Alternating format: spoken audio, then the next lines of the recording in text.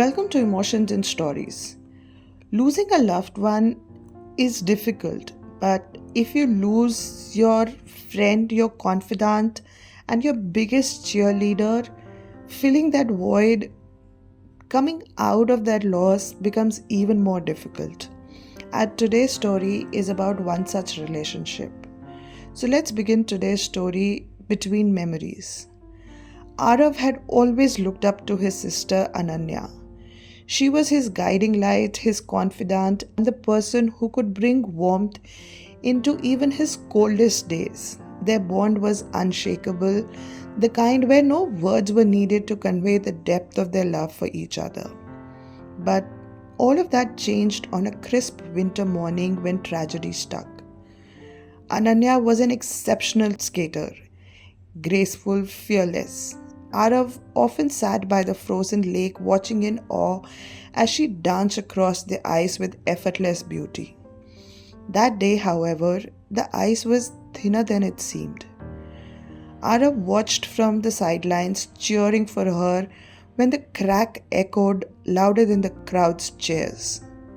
The ice gave way beneath Ananya's feet, the sound of the shattering ice followed by her piercing scream as she disappeared beneath the surface.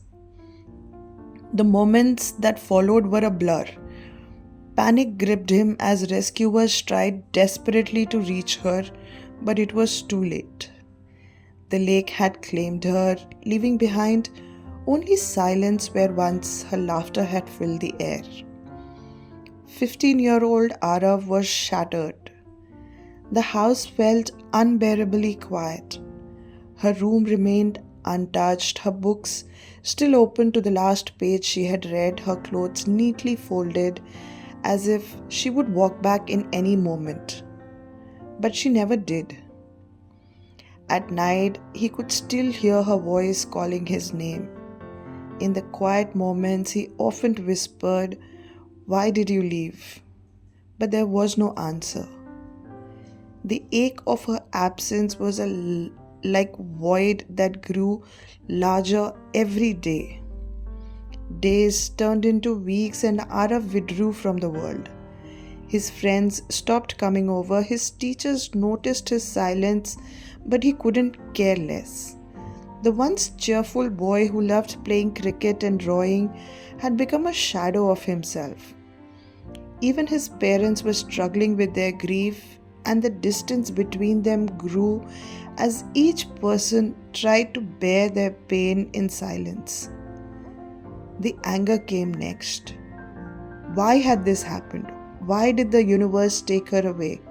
He lashed out in school, got into fights, stopped talking to his closest friends. The pain felt unbearable and unfair. He couldn't find the words to express it.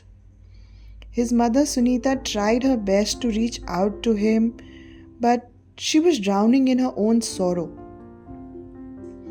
One evening, while rummaging through Ananya's desk, Aarav found her journal tucked beneath a pile of books. The worn cover felt familiar, and with trembling hands he opened it. Page after page was filled with her thoughts, dreams of becoming a writer, sketches of their family, and words of love for Aarav. She had written about their childhood games, their late night talks, and how proud she was of him. Tears welled up in his eyes. One entry struck him hard. No matter where life takes us, I hope Aarav always knows how much I love him. He has a strength even he doesn't see. That night, for the first time since her death, Aarav cried. He cried for the sister he had lost, the words left unsaid, the memories they could no longer create together. And when he was done, there was a strange feeling. The pain was still there, but there was also a spark of connection, as if she was still with him through her words. The next day, Aarav found himself writing in his own notebook. He wrote letters to Ananya about his day, his struggles, his regrets. Writing became a release, a way to express what he couldn't say aloud. But healing wasn't linear.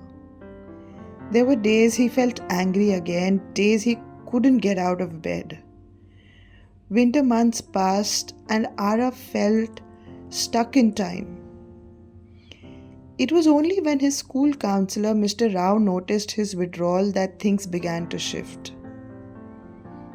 Mr. Rao gently encouraged Aarav to join a support group for young people who had lost loved ones. At first, Aarav resisted. "No one understands what I'm going through," he muttered.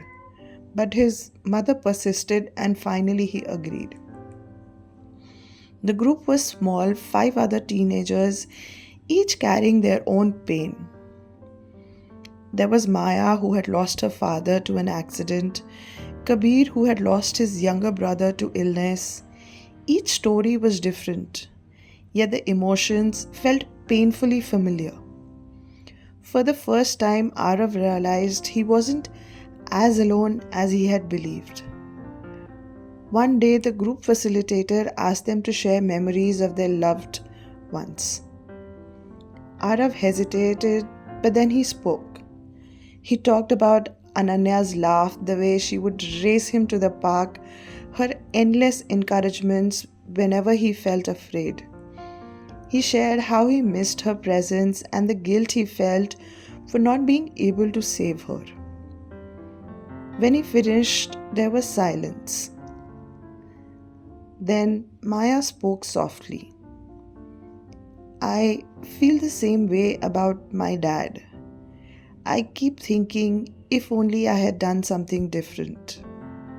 But the fact is, we can't change what happened. We can only choose how we remember them." Those words stayed with Aarav much after the session was over. Slowly, he started doing small things to honor Ananya's memory. He volunteered at the local ice rink, helping younger kids learn to skate safely. He wrote a poem in her honor at the school competition. Each act felt like a step forward, not away from her, but closer to the love they had shared. Over time, Aarav realized that healing didn't mean forgetting. Anya would always be a part of him, her words, her spirit, her love. She had taught him resilience, compassion, and the power of memories. And as he continued to write in his journal, he knew he was keeping her alive in the most meaningful way.